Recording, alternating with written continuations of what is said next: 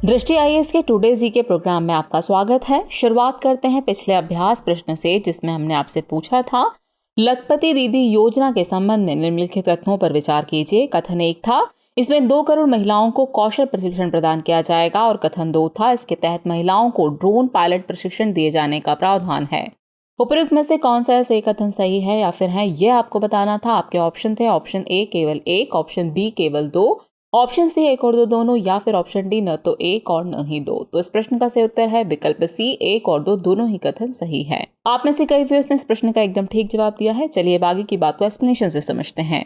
हाल ही में प्रधानमंत्री नरेंद्र मोदी ने लखपति दीदी योजना शुरू करने की घोषणा की। बता दें कि लखपति दीदी योजना महिलाओं को आत्मनिर्भर एवं सशक्त बनाने के उद्देश्य से शुरू की जाएगी।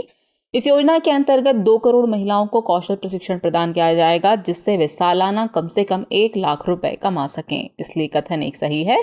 2 करोड़ लखपति दीदी बनाने के लिए विज्ञान एवं प्रौद्योगिकी के रूप में एक नए विकल्प का उपयोग किया जाएगा। भारत सरकार महिला स्वयं सहायता समूहों को ड्रोन प्रदान करेगी। इन महिलाओं को ड्रोन पायलट प्रशिक्षण दिया जाएगा ताकि प्रौद्योगिकी को कृषि क्षेत्र में लाया जा सके। इसलिए कथन 2 सही है। इसके साथ साथ ड्रोन चलाने, ड्रोन की मरम्मत करने का भी प्रशिक्षण दिया जाएगा। इस प्रकार विकल्प सी सही है, यानी इस प्रश्न का सही उत्तर है विकल्प सी, 1 और 2 दोनों ही कथन सही है। चलिए अब शुरुआत करते हैं आज के एपिसोड की। तो आज के एपिसोड का पहला प्रश्न है, निजी सदस्य विधेयकों के संदर्भ में निम्नलिखित कथनों पर विचार कीजिए। कथन 1 है, ये उस सदस्य द्वारा पेश किए गए विधायी प्रस्ताव है जो मंत्री नहीं है, और कथन 2 है, इन विधेयकों को संसद के किसी भी सदन में पेश किया जा सकता है।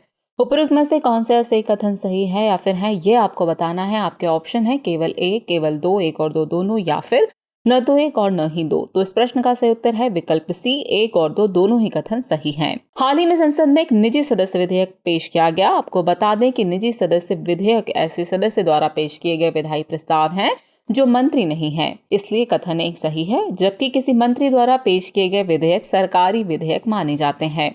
ऐसे विधेयकों को संसद के किसी भी सदन में पेश किया जा सकता है, इसलिए कथन 2 सही है।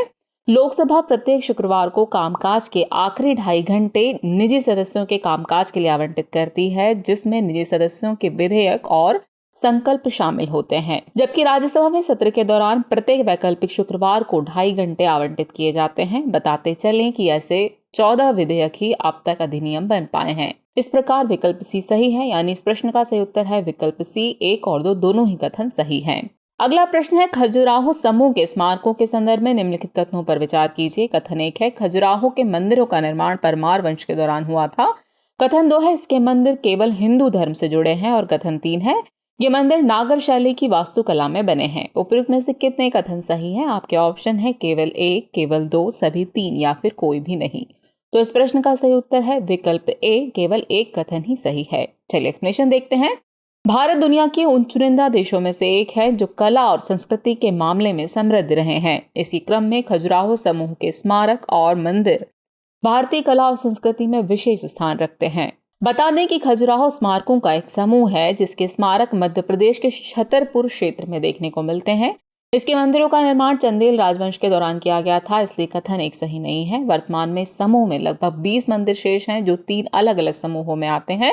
ये हिंदू धर्म और जैन धर्म से संबंधित हैं, इसलिए कथन 2 सही नहीं है। ये वास्तुकला और मूर्ति कला के बीच एक आदर्श संतुलन बनाते हैं। कंदरिया का मंदिर प्रचुर मात्रा में मूर्तियों से सजाया गया है, जो भारतीय कला की सबसे महान कृतियों में से एक है। खजुराहो समूह के स्मारक दुर्लभ जीवित उदाहरण है, जो नागर शैली के मंदिर वास्तुकला की मौलिकता और उच्च गुणवत्ता को प्रदर्शित करते हैं, इसलिए कथन 3 सही है। इस प्रकार केवल 1 कथन ही सही है, इसलिए विकल्प ए सही हुआ। तो इस तरह प्रश्न का सही उत्तर होगा विकल्प ए, केवल 1 कथन ही सही है। चलिए अगला प्रश्न देखते हैं। यह एक छोटा सा गांव है जहां संगम युग के पुरातात्विक स्थल की खोज की गई है। इस स्थान से प्राप्त निष्कर्षों को 6 खंडों में विभाजित किया गया है, जो 2500 साल पहले मौजूद तमिल जीवन की एक कहानी का निर्माण करते हैं। उपयुक्त अनुच्छेद में किस पुरातात्विक स्थल का उल्लेख किया गया है? आपके ऑप्शन है एडक्कल गुफाएं, किलाडी, शिशुपालगढ़, या फिर हायर बैनकल। तो इस प्रश्न का सही उत्तर है विकल्प बी, किलाडी। हाल ही में किलाड़ी कई पुरातात्विक खोजों के चलते खबरों में रहा। बता दें कि किलाड़ी तमिलनाडु के शिवगंगा जिले में एक छोटा सा गांव है, जहां संगम युग के पुरातात्विक स्थल की खोज की गई थी। ये संगम काल की एक बस्ती है, जिसमें भारतीय पुरातत्व सर्वेक्षण और तमिलनाडु पुरातत्व विभाग द्वारा उत्खनन किया जा रहा है। किलाड़ी के निष्कर्षों को 6 खंडों में विभाजित किया गया है जो 2500 साल पहले मौजूद तमिल जीवन की एक कहानी का निर्माण करते हैं। इसमें कृषि प्रणाली, मिट्टी के बर्तन, प्रौद्योगिकी, दफनाने के तरीके, लेखन के साक्ष्य आदि शामिल हैं, इसलिए विकल्प बी सही है। इस तरह इस प्रश्न का सही उत्तर होगा विकल्प बी, किलाड़ी। अगला प्रश्न है, टिटिकाका झील के संदर्भ में निम्नलिखित कथनों पर विचार कीजिए। कथन 1 है, यह झील बोलीविया और पेरू के बीच की सीमा पर स्थित है। कथन 2 है, ये दक्षिण अमेरिका की सबसे बड़ी झील है। उपरोक्त में से कौन सा सही कथन सही है या फिर है आपको ये बताना है। आपके ऑप्शन है केवल एक, केवल दो, एक और दो दोनों, या फिर न तो एक और न ही दो। तो इस प्रश्न का सही उत्तर है विकल्प ए, यानी केवल एक कथन ही सही है। टिटिकाका झील जलवायु परिवर्तन और सूखे के कारण गंभीर खतरे का सामना कर रही है। इसका जल स्तर लगभग रिकॉर्ड निचले स्तर तक गिर गया है।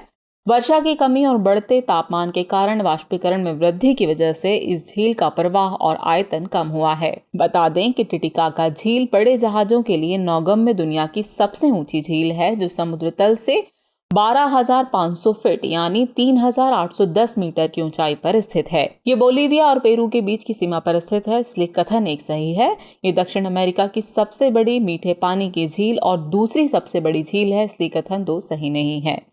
ये झील पौधों और जीवों की 500 से अधिक प्रजातियों का वास स्थल है, जिनमें से कुछ स्थानिक और लुप्तप्राय हैं। इस तरह इस प्रश्न का सही उत्तर होगा विकल्प ए, यानी केवल एक कथन ही सही है। अगला प्रश्न है, हाल ही में खबरों में रहा ए हेल्प कार्यक्रम किस मंत्रालय से संबंधित है। आपके ऑप्शन है पशुपालन और डेयरी मंत्रालय, कृषि एवं किसान कल्याण मंत्रालय, खाद्य प्रसंस्करण मंत्रालय या फिर उद्योग एवं वाणिज्य मंत्रालय। तो इस प्रश्न का सही उत्तर है विकल्प ए, पशुपालन और डेयरी मंत्रालय। हाल ही में केंद्रीय पशुपालन और डेयरी मंत्री ने ए हेल्प कार्यक्रम का उद्घाटन किया। बता दें कि ए हेल्प का पूरा नाम accredited agent for health and extension of livestock product है, जिसे हिंदी में पशुधन के स्वास्थ्य और उत्पादन के विस्तार के लिए मान्यता प्राप्त एजेंट के रूप में जाना जाता है। ये कार्यक्रम आजादी का अमृत महोत्सव पहल और पशुधन वृद्धि को बढ़ावा देने वाले पशुधन जागृति अभियान व राष्ट्रीय गोकुल मिशन के लक्ष्यों का हिस्सा है। इस कार्यक्रम के तहत पशु रोग नियंत्रण, कृत्रिम गर्भाधान, पशु टैगिंग और पशुधन बीमा के लिए प्रशिक्षित महिला एजेंटों को सूचीबद्ध किया गया है। ये महिलाओं को सशक्त बनाने और पशुधन में वृद्धि करने के साथ ग्रामीण समुदायों की सामाजिक आर्थिक प्रगति को सुनिश्चित करेगा। इस तरह इस प्रश्न का सही उत्तर है विकल्प ए, पशुपालन और डेयरी मंत्रालय। अगला प्रश्न है, ब्लैक होल के संबंध में निम्नलिखित कथनों में से कौन सा सही नहीं है। आपके ऑप्शन है, जब तारे टूटते हैं तो एक ब्लैक होल बनता है, जिससे ब्रह्मांड में पलायन वेग के साथ एक जगह बन जाती है। पलायन वेग वह गति है जिस पर किसी वस्तु को किसी ग्रह के गुरुत्वाकर्षण बल से आगे निकलने के लिए यात्रा करनी होती है। ब्लैक होल दिखाई देते हैं और इसके लिए स्थानिक दूरबीनों और विशेष उपकरणों की जरूरत नहीं होती। या फिर 2020 में ब्लैक होल की समझ को आगे बढ़ाने के लिए रेनहार्ड जेंजेल और एंड्रिया घेस को संयुक्त रूप से भौतिकी में नोबेल पुरस्कार मिला। तो इस प्रश्न का सही उत्तर है विकल्प सी, ब्लैक होल दिखाई देते हैं और इसके लिए स्थानिक दूरबीनों और विशेष उपकरणों की जरूरत नहीं होती। यह कथन सही नहीं है, बाकी के सभी कथन सही है। चलिए एक्सप्लेनेशन देख लेते हैं। हाल ही में शोधकर्ताओं ने बताया कि ब्लैक होल प्रकाश की गति से 10% अधिक गति से घूम सकते हैं। बता दें कि ब्लैक होल अंतरिक्ष में मौजूद एक ऐसा स्थान है जहां गुरुत्वाकर्षण बल बहुत ज्यादा होता है। जब तारे टूटते हैं तो एक ब्लैक होल बनता है, जिससे ब्रह्मांड में एक पलायन वेग के साथ एक स्थान बन जाता है। गौरतलब है कि पलायन वेग वह गति है जिस पर किसी वस्तु को किसी ग्रह के गुरुत्वाकर्षण बल से आगे निकलने के लिए यात्रा करनी होती है। ब्लैक होल अदृश्य होते हैं क्योंकि इनसे प्रकाश बाहर नहीं जा सकता है और इसे केवल स्थानिक दूरबीनों और विशेष उपकरणों की मदद से देखा जा सकता है, इसलिए विकल्प सी सही होगा। 2020 में royal Swedish academy of sciences ने ब्लैक होल की समझ को आगे बढ़ाने के लिए रेनहार्ड जेंजेल और एंड्रिया घेस को संयुक्त रूप से भौतिकी का नोबेल पुरस्कार प्रदान किया। इस तरह इस प्रश्न का सही उत्तर है विकल्प सी, ब्लैक होल दिखाई देते हैं और इसके लिए स्थानिक दूरबीनों और विशेष उपकरणों की आवश्यकता नहीं होती है। यह कथन सही नहीं है, बाकी के सभी कथन सही हैं। अगला प्रश्न है, राष्ट्रीय आपदा प्रबंधन प्राधिकरण यानी एनडीएमए के संदर्भ में निम्नलिखित कथनों पर विचार कीजिए। कथन 1 है, इसे राष्ट्रीय आपदा प्रबंधन अधिनियम 2005 के तहत गठित किया गया है।